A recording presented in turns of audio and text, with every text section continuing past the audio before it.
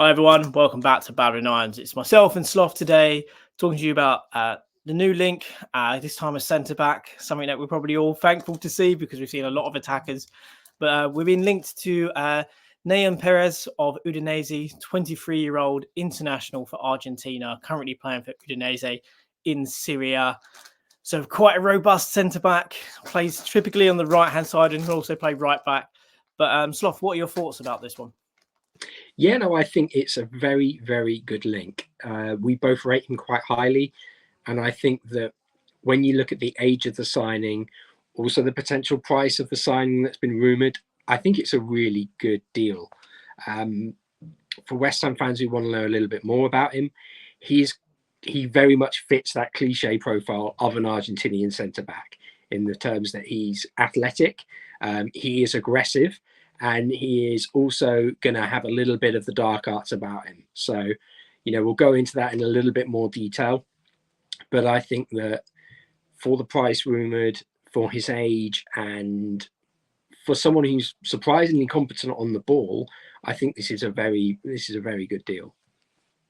Yeah, I agree. Like from a price point of view, he's rumoured for 60 million euros in January to Napoli. It being an English club is likely going to see that go up slightly, but even if around 20 million euros, that's still an incredibly good deal, I think, for a talented centre back. Even if it was 20 million plus clauses, I'd never have a problem when it goes like that because, in my opinion, if you're then paying those clauses, it means that player is doing something very well for you. So you shouldn't complain about paying clauses at all. But statistically, if we look at this, you can see some really kind of appealing attributes, such as the shot creation actions that are there, the successful take-ons, the progressive carries, the progressive passes received as well. So he's always in a position to receive advantageous passes, pushing play forward. But then look at those defensive attributes, especially when you look at tackles. 86th percentile for tackles is pretty astounding. Again, wins a lot of his aerial duels, a lot of clearances, a lot of blocks. The type of player that, West Ham fans love is like that Dawson type that will throw himself in front of everything. He's not going to do everything to that degree, which I'm sure you'll go into. However, he is a player because of that dogged kind of nature that's kind of inherent to most kind of Argentinian defenders. He's not afraid to put his body on the line and kind of get hurt. And if you was to kind of compare him to a player, who would you go for? Argentinian or otherwise? Who would you go for? No, it would be Romero at Spurs. I think he's got that same sort of physical profile and playing style. He's not quite as rash with his discipline. I would say that's fair to say of most players, to be honest. Yeah, I think he's a bit more even keeled than Romero. Which is I think most players would be, but he's got that same sort of ability of the dark arts. He knows how to physically hold off defenders, which I think may sound silly and may sound like it's nothing, but when someone's trying to turn him, he knows how to position his body. And if they do manage to get around him, he's just going to have a little bit of the shirt. He's going to have a little bit of the shorts. And it's that sort of Sunday league style Argentinian throwback of the dark arts where he can give away a free kick. And if there's one thing that I think we've all sort of talked about with West Ham in recent seasons, it's been that we've been a bit too nice. We haven't really done that. Paqueta does it very well.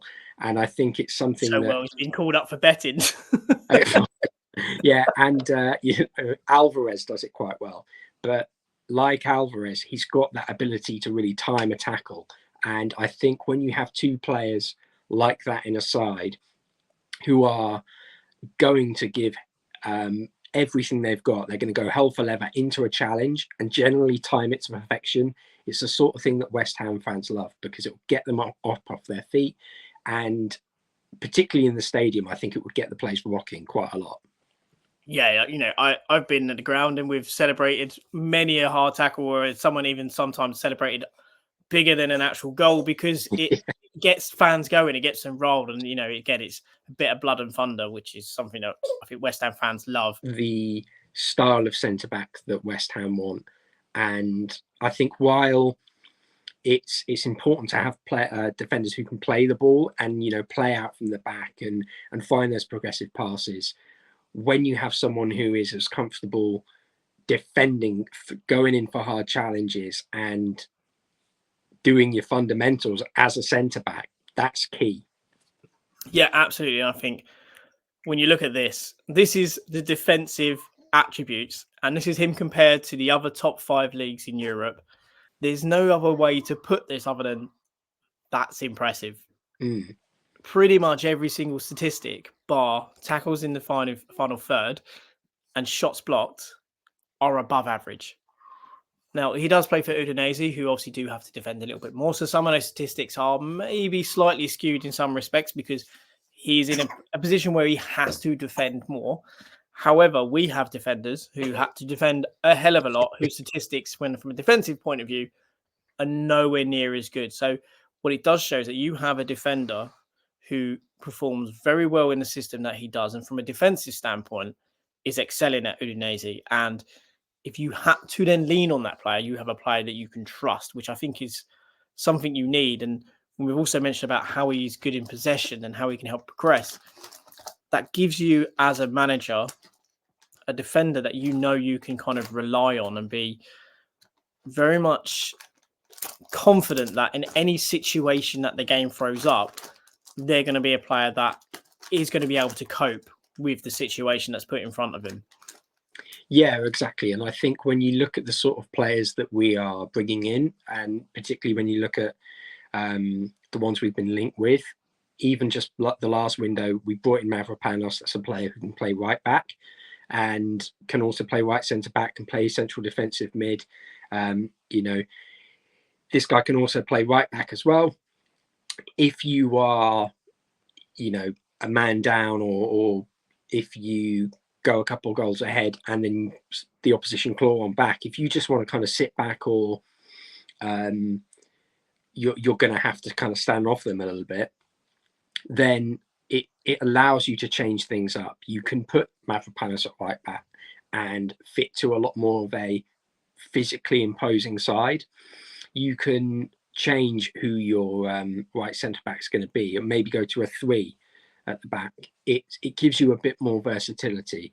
And I think particularly when we mentioned the price, you know, the rumoured sort of 20 million mark, this is a really good deal because it's someone who's young, someone who's got the physicality, but also someone who's got that bit more potential to go to another level. And if he does that with us, then that's exactly the sort of signing that we need to be making. Yeah, it's a signing that, for me, does have some parallels with Romero coming over from Spurs. He was a good defender in Syria, and obviously, if you're a good defender in Syria, then you are a good defender. You you kind of get found out if you can't defend in Syria. But yeah, the rumor itself is hopefully we may see it gather pace over the next few days. Damasio was the journalist who reported around this. If you don't know Damasio, he's pretty well renowned in Italy and one of the top journalists. So if he's reporting on it, then it is of genuine kind of interest from West Ham. If I was to look at this deal, I would say, especially if it was around 20 million euros, I think that's a real solid 8 out of 10 kind of deal for us. My only one caveat to it is that I only feel this is a deal that happens if we sell Kurt Zuma. However, it is one that I think is the step in the right direction. It's an inexpensive yet high quality defender who can improve in the future.